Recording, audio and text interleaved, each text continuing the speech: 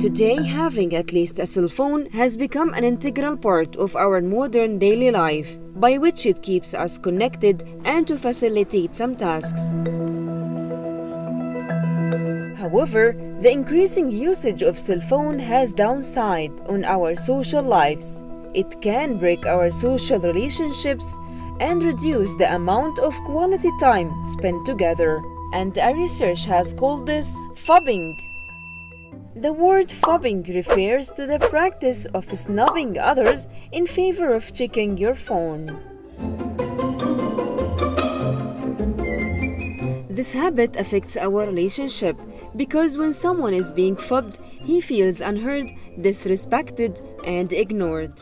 مثل حالتي أنا لي تقريبا حوالي 5 أيام في القاهرة معي صاحبي تقريبا يعني حوالي أكثر من ثلثين الوقت أو تقريبا 3/4 الوقت هو دائما على الجوال. A person may ask, why do people get into the phobbing habit? Actually, the most important predictor is their addiction to social media.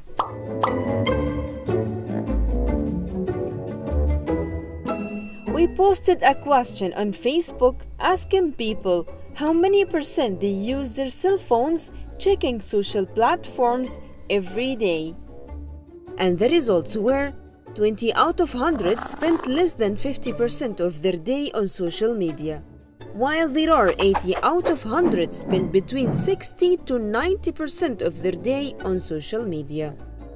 And according to a research published in Washington Post, the urge to check social media is stronger than the urge for intimate relationship.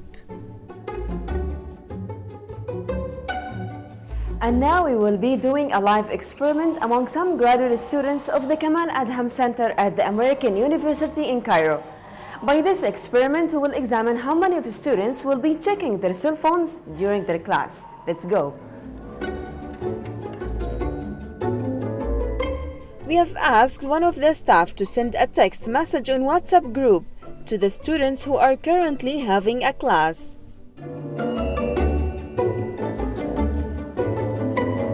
Surprisingly, our camera caught some of them checking their phones even before the message was sent to them.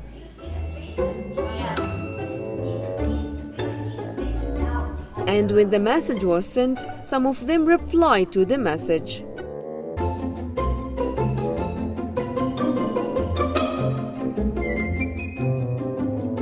I feel they're not listening at all, but I try to work around it most of the time. I know there is part of their attention I can get, so I work on that.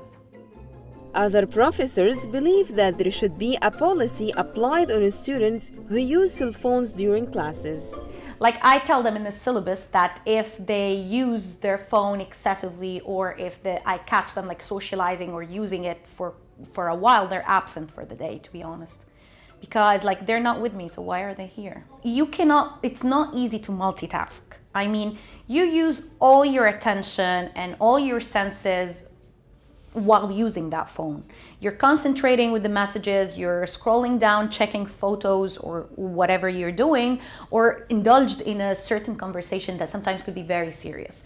And meanwhile, you're supposed to concentrate, to take notes, to understand, to participate, so it's not physically possible to do that.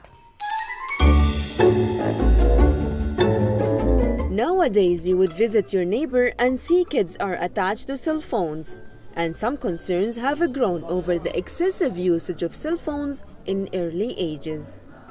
الجيل اللي طالع نفسه اللي أصغر مني شوية يعني طالعين ما عندهمش أي ابتكار من أي نوع خالص.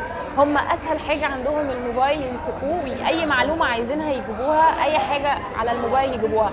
مع إن إحنا ما كناش متربيين كده، إحنا كنا متربيين على الألعاب اللي هي بتتركب وبتتحط والكرتون يجي نستناه كل يوم ده نتفرج عليه.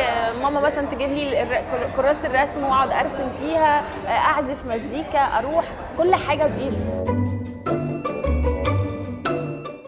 Our addiction to cell phones reshaped our social lives, imposing the fobbing issue. However, we cannot estimate the change that's likely to happen during the 5G era. This is Maryam Shazli for AOC TV.